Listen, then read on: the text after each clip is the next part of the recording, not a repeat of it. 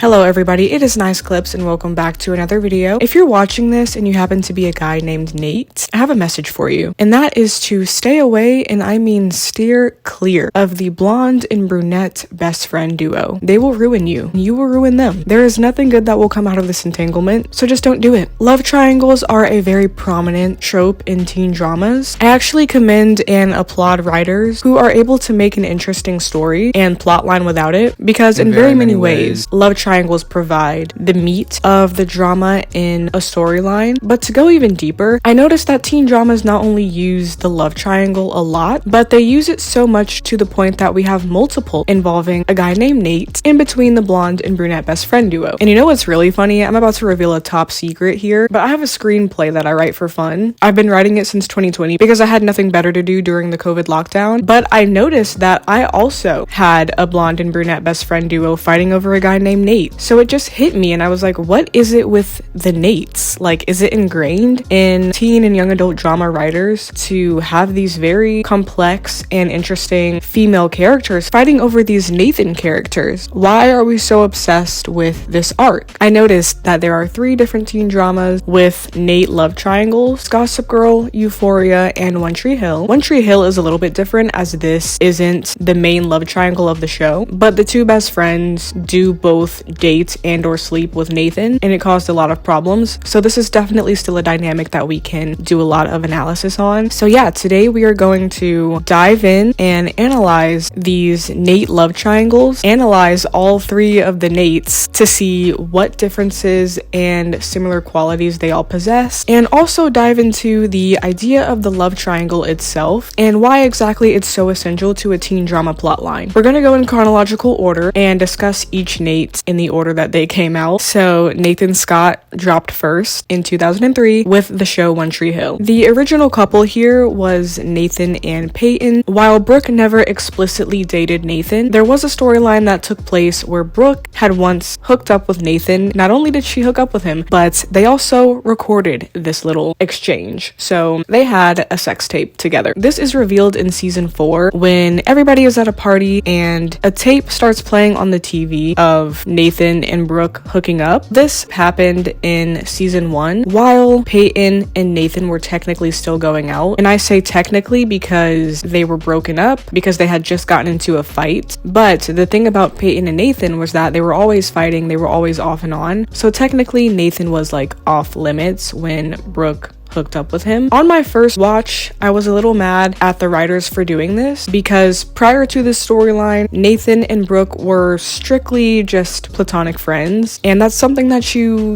really never get in teen dramas, because in every other teen drama, if a boy and a girl so much as breathe the same air as each other, they're gonna end up hooking up or getting in a relationship. But anyways, even though I wasn't as big of a fan of the Nate and Brooke sex tape storyline, on my second rewatch, I grew to appreciate it because it added that much more depth to the dynamic of the trio. Throughout the show, I feel like Peyton was never truly let off the hook by fans and audience members for getting with Lucas in season 1 while he was dating her best friend Brooke. It always seemed that Peyton was the evil one while Brooke was the saint. But one thing that a lot of people tend to forget is that before everything, Brooke knew that Peyton and Lucas had a connection, and she still chose to go after Lucas anyway. Since you're my pal, you can have a courtesy hold on Lucas for the weekend, but after that he's fair game. So when this sex tape came out in season 4, it really showed the audience that Brooke wasn't as much of a saint, and that her and Peyton both make stupid, selfish decisions when it comes to the guys in their lives, and that neither of them are 100% innocent. But in the midst of all this cheating and getting with each other's boyfriends, it's important to note that each of Brooke and Peyton's respective relationships had their extreme weaknesses. So first off, Peyton and Nathan, they were pretty much the exact definition of a mutually parasitic relationship. Peyton had really bad abandonment issues and therefore was very closed off emotionally. This type of personality was really harmful for Nathan because his father was a domineering tyrant who only cared about redoing his own personal failures through Nathan. So Nathan was very deprived of proper love and needed someone who was more caring and gentle, but Peyton was more so blunt and angsty. So it just made Nathan that much more of a jerk and it made Peyton that much more of a so This is why it was so easy for Brooke to just jump straight in and sleep with Nathan that night. Now, let's talk about Gossip Girl. Wealthy people. It seems like they have it all. But what Gossip Girl showed me is that rich kids can be the most insecure and unloved people on the planet, especially Blair Waldorf. Even though Blair's mother turned out to be one of the better parents towards the end, thank you, Cyrus, in the beginning, she was pretty ruthless and a direct enabler for Blair's eating disorder. Having to be the perfect beauty standard for your mother's big fashion line, along with having a Malibu Barbie it girl best friend who everyone seems to favor and prefer more than you, those things took a really big hit on Blair's self-esteem. So where does Nate come into the picture? Nate and Blair had somewhat of an organized relationship in the sense that their parents were business partners, so the children of two moguls together is a great image and appearance for business. Nate dated Blair because that was what was expected of him. You love her, she loves you. It's just a rough patch, that's all. You don't give up just because things are hard.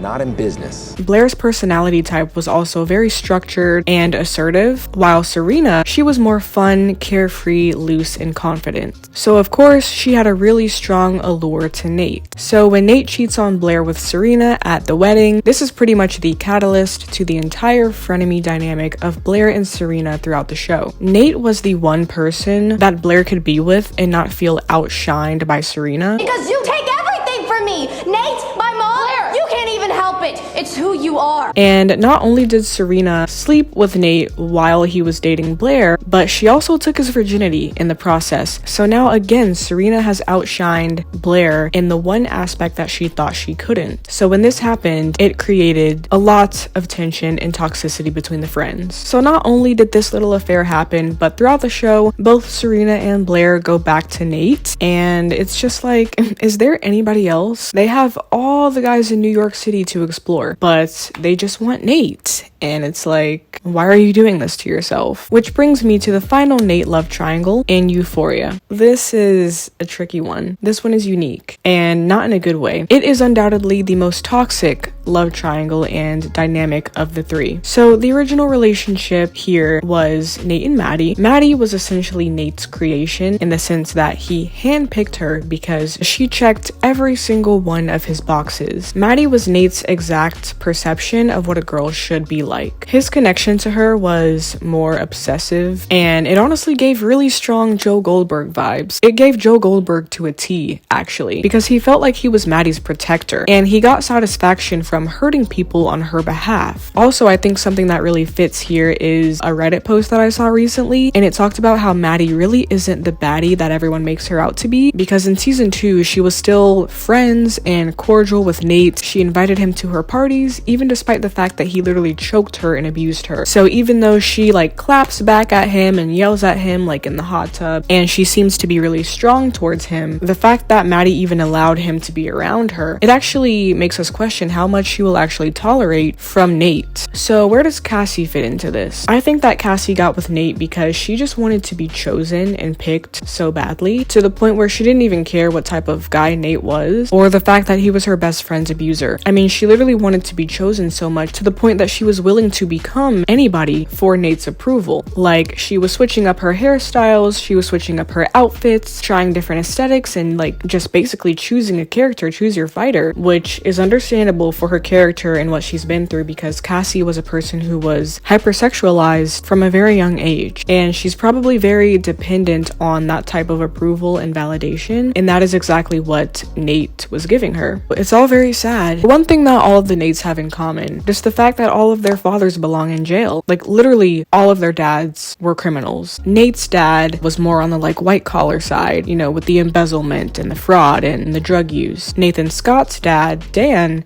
was just a straight up murderer, and Nate Jacobs' dad, Cal, he was just a freak. They all belong in jail. They actually did all go to jail. I'm pretty sure once Euphoria season 3 comes out, we're gonna see Cal Jacobs in prison. This screwed all of them up for sure. And I think Nate Jacobs and Nathan Scott are a little bit more similar to each other than Nate Archibald. Nathan Scott is obviously nowhere near as psychotic as Nate Jacobs, but I say those two are more similar because they were probably the most screwed up by the actions of their fathers. And I feel like like if you put all three Nates in a room together, Nathan Scott and Nate Jacobs would be the ones like arguing with each other, while Nate Archibald would just be in the background like, hey man, calm down. Also, another thing that I think all of the Nates have in common in respective to the female best friends who were like fighting over them is that they all represent like a sense of comfortability and normalcy to the girls. Like for instance, with Gossip Girl, it was so easy for Serena to just go ahead and sleep with Nate because Serena thought that everyone wanted to be with her or be like her, but they didn't really know who she was as a person. And I feel like Nate was that person for Serena who knew her for a long time and liked her for who she was and didn't want to change her. And then with the Euphoria situation, I think it was just easy for Cassie to go ahead and start an affair with Nate because even though he was a terrible person and she knew that it was going to be super easy for him to pick her and give her the validation that she really craved. A couple more examples with this. When Blair got back together with Nathan in season 2 of Gossip Girl, I think it was pretty obvious that she didn't really like him again. He was just the comfortable and safe option in the midst of her roller coaster with Chuck. And with One Tree Hill, at the time when Peyton was dating Nathan, it was comfortable for her to hide behind the star basketball player ex-cheerleader image rather than be with Lucas and have to open up more emotionally. But out of all of these Nates, I think it's pretty obvious that the best one is Nathan Scott. He had the best development in his show, and as far as Nate Jacobs, I don't even think redemption is possible for him. I know redemption isn't possible for him. He has just committed too many crimes, too many egregious acts. And as far as Nate Archibald goes, he was pretty much a sweetheart throughout the entire show, but one thing I did hate about him was that he pretty much dated and got with every single girl, every single female on the show. And it was crazy. It was really diabolical, even to the point where he was sleeping with a 17-year-old in the last season. I mean, I pretty much think that the last season of Gossip Girl is like non-canon. I don't believe in anything that happened in season 6 of Gossip Girl, but for the sake of, you know, the Nate analysis, I will bring up the fact that he got with a 17-year-old when he was like 22. Let's end everything off and talk about the love triangle as a whole and why so many teen drama shows rely on this concept. I think that drama writers do this because it's an easy way to provide a lot of drama and also develop a character more. You can tell a lot about a character based on what choices they make and at what point in their story they make them. When you present a love triangle, you are presenting the audience with a choice that has to be made. 3 boys,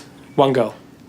It's an insoluble equation, unless you choose. One person wins, one person loses. It leaves many routes of discovery in the aftermath. The couple that ends up together out of the love triangle, how will they carry on and work out this newfound love? And the person who ended up alone, what journey are they going to take? Are there going to be any new love interests that enter the show for that person? And it just leaves so much open-ended room for more stories. It also just gets people talking, it gets fans debating, and it's really interesting to see other people's viewpoints on why they ship one relationship or the other and why they think the middle person belongs with either person. And usually in love triangles, like the two people fighting over the person in the middle, they usually always have differing personalities, like on the opposite ends of the spectrum. Like for instance, in One Tree Hill, Brooke was very preppy and outgoing, while Peyton was more introverted and angsty. And it's just really interesting to see how like the person in the middle can be attracted to two different types of personalities at the same time. Love triangles also present a level of realism. Life isn't always you meet a person and that's the same type of person you'll always be attracted to. The reality is that people's emotions and attractions are fickle, and when two completely different options are presented to us, sometimes it's a struggle to make a choice. So yeah, that was my interpretation of love triangles as a whole and just my little quick analysis